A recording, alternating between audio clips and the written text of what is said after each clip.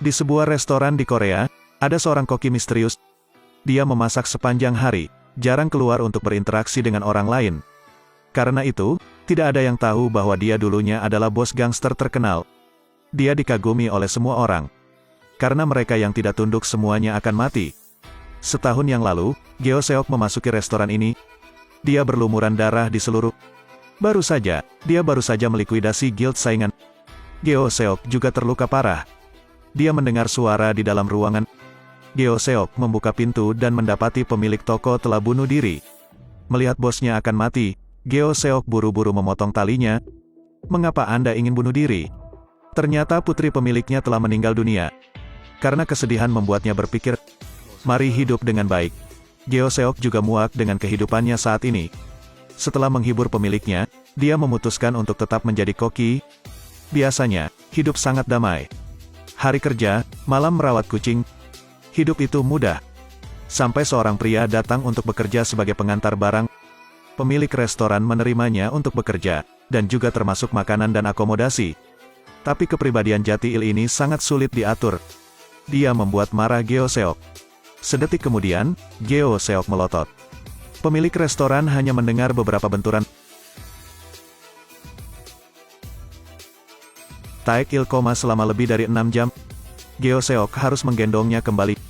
Jatiil melamun dan melihat Geo Seok menatapnya dengan penuh kasih sayang. Untuk sesaat, Jatiil terjaga. Tapi mengapa mendengkur? Ternyata Geo Seok tidur dengan mata terbuka. Dia memiliki kebiasaan ini. Begitu saja, Jatiil bergabung dengan keluarga Geo Seok. Setelah tinggal bersama, Jati akan mengetahuinya. Geo Seok jarang menggunakan seni bela diri. Dia mulai berlatih menari. Setiap hari dia berdiri gemetar dengan band. Terlalu panas untuk mata. Jati tidak akan bisa melihat lagi. Berhenti menari. Jangan menari lagi. Jangan hina idolaku, brengsek. Makan satu palem, Jati akan meluncur lagi. Jati tidak bisa tidur di malam hari. Dia mengundang Gumen yang juga pengirim ke atap. Mereka berbicara saat melihat Geo Seok. Sekarang Jati akan takut pada Geo Seok. Pada saat ini, ada seorang gadis berlari di jalan, seperti dikejar seseorang. Dengan sangat cepat sebuah mobil melaju. Dua pria menangkap gadis itu. Ternyata keduanya adalah pedagang. Jati tidak bisa menahannya lagi. Mengapa mereka akan menggertak wanita? Jatiil bergegas mendekat. Kemudian dia dipukuli habis-habisan. Nama ini tidak menahan diri. Jati akan memanggil Geo Seok. Geo Seok bertingkah seolah dia tidak melihatnya.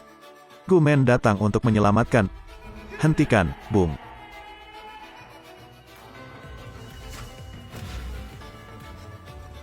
Orang ini terkejut. Apakah bangsamu sendiri begitu jahat? Tetangga mulai berbicara. Kedua nama ini tidak nyaman untuk bertindak. Aku sudah ingat wajahmu. Tunggu saja. Setelah mereka pergi, gadis itu dibawa kembali ke restoran. Kyung Jo adalah seorang yatim piatu. Kadang penuh, kadang tidak. Sepatu juga hilang selama pelarian.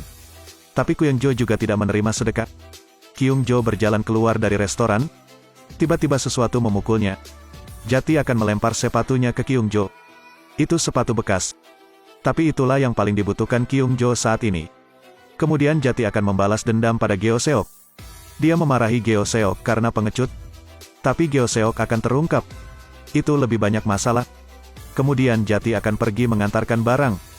Biasanya, dia hanya ceroboh, tetapi pekerjaannya tidak kalah dengan siapapun. Sebulan berlalu dengan sangat cepat. Jati akan mendapatkan jumlah gaji. Ini sangat berarti. Geo Seok tahu Taek-il kabur dari rumah, dan ibunya masih di rumah. Dia menyarankan Jatiil untuk pulang. Aku sudah memberitahumu sebelumnya. Ibuku dan aku bertengkar. Geo Seok tidak ingin bicara lebih banyak. Jadi, Jatiil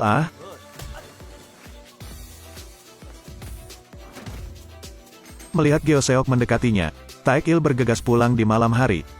Setelah sampai di rumah, seperti yang dia duga, mereka baru saja bertemu dan bertengkar.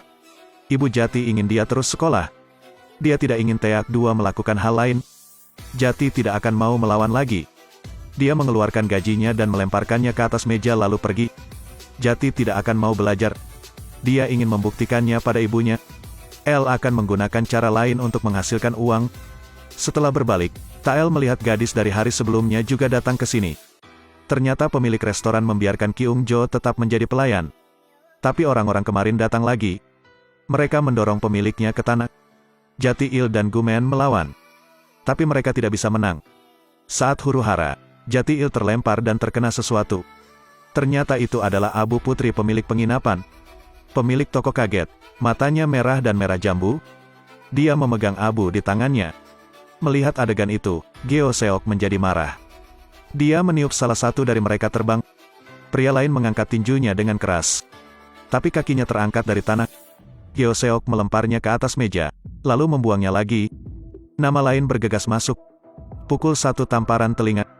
Geo Seok membalik pisaunya ke belakang. Tamparan lain. Saat ini, salah satu pria memecahkan pot bunga di kepalanya. Geo Seok menjadi semakin marah. Dia meninju pukulan. Kemudian pegang kepala orang lain dan tekan di atas meja. Tawarkan untuk makan hidangan spesial restoran, korek api. Lalu dia berkata sambil memukul. Gigimu akan tanggal dulu, kan? Atau akan meledak lebih dulu? Yang terakhir memegang pisau, menyentuh tubuh Geo Seok. Dia menarik perhatian. Abis. Perkelahian berakhir. Saat itu polisi tiba. Mereka diselidiki dan kemudian masuk penjara. Bagaimana dengan Geo Seok? Polisi sangat sopan kepadanya. Mereka bahkan membawa mereka kembali. Namun, Geo Seok tidak senang. Karena dia tahu dia telah diekspos. Setelah itu, dia tidak bisa tenang lagi. Pasti keesokan harinya, sekelompok orang berdiri di depan toko. Apalagi mereka semua mengendarai mobil mewah. Jati akan melihat Geo Seok berbicara dengan seseorang. Orang ini adalah bawahan. Dia mengundang Geo Seok kembali. Dia bilang sejak Geo Seok menghilang, klan lain membunuh mereka. Dia juga berkata, "Bos, identitas Anda telah terungkap. Anda tidak akan datang mencari mereka, tetapi mereka akan datang untuk Anda. Itulah inti dari masyarakat kulit hitam. Karena itu, kamu harus menerima perintah. Pokoknya kamu harus bekerja sendiri." Malam itu, Geo Seok berpikir seharian dan akhirnya keluar dari toko. Dia masuk ke dalam mobil dan pergi. Orang-orang di bar semuanya kecewa. Kali ini keluarga Jati-il terjadi lagi. Ibu Jati-il ingin membuka restoran sushi tetapi tertipu untuk melakukan rentenir. Para preman itu akan segera pulang. Jati harus menelepon Geo Seok untuk meminta bantuan. Tapi kata Geo Seok, "Anda bukan lagi anak-anak, Anda harus menyelesaikan masalah Anda sendiri." Geo Seok memasuki ruangan di bar karaoke. Bos dari dua negara bagian lainnya juga ada di sini. Geo Seok berkata belak-belakan, "Tolong jangan datang ke daerah saya untuk berbicara di masa depan." Kata-kata sangat sopan. Kakak mengira Geo Seok mengenal rasa takut. Negosiasi gagal. Geo Seok ingin pergi tapi diblokir. "Mau dengar aku menyanyikan sebuah lagu?" Para junior mendengar pertempuran dan berkumpul untuk menonton, tetapi tidak ada yang berani masuk. Di kamar 5-6 nama tergeletak di sekitar. Geo Seok meninju bos negara bagian lain. Dia menghela nafas saat berbicara. Berjuang lebih sulit daripada menggoreng makanan. Di sisi ini, masalah datang ke pintu Jati-il. Rentenir ingin mencuri uang terakhir ibu dan anak. Itulah gaji yang baru saja diberikan Jati kepada ibunya. Mereka mendorong Taek-il ke bawah dan kemudian menendang wajahnya. Tidak cukup uang. Besoknya kami datang lagi. Dia mengambil uang itu dan pergi. Ibu Jati-il yang biasanya sangat kalem tiba-tiba berdiri dan berjalan keluar. Mata pembunuh. Di masa mudanya, Ibu Taek-il adalah seorang pemain bola voli yang berkelas. Tidak agresif bukan berarti lemah. Ibu Jati-il berlari dan kemudian melepaskan telapak tangan seperti surga untuk menamparkan wajah preman itu. Pria itu pingsan di tempat. Dia mengambil uang hasil kerja keras putranya. "Bukankah aku sudah menyuruhmu pergi? Saya bilang saya akan membayar." Geo Seok sekarang sedang berjuang untuk keluar dari bar karaoke. Dia memegangi lukanya saat dia berjalan di jalan. Anak laki-laki datang untuk menjemputnya. "Bos, kenapa kamu datang ke sini?" Dia masih tidak tahu bahwa Geo Seok telah mengurus semuanya sendiri. Geo Seok terluka parah dan tidak kembali ke negara bagian tetapi pergi ke restoran. Dia mengenakan bajunya yang berdarah dan pergi ke dapur untuk memasak. Kata Geo Seok, "Aku orang seperti itu sekarang. Maksudku, sekarang aku hanya ingin menjadi koki." Dia juga membayar semua bantuan. Setelah makan semangkuk mie, mereka tidak akan berhubungan seks lagi. Yang benar-benar kuat akan memegang nasib mereka di telapak tangan mereka. Apakah dia seorang lelaki tua yang berkelahi di mana-mana atau seorang juru masak? Hidup damai saja.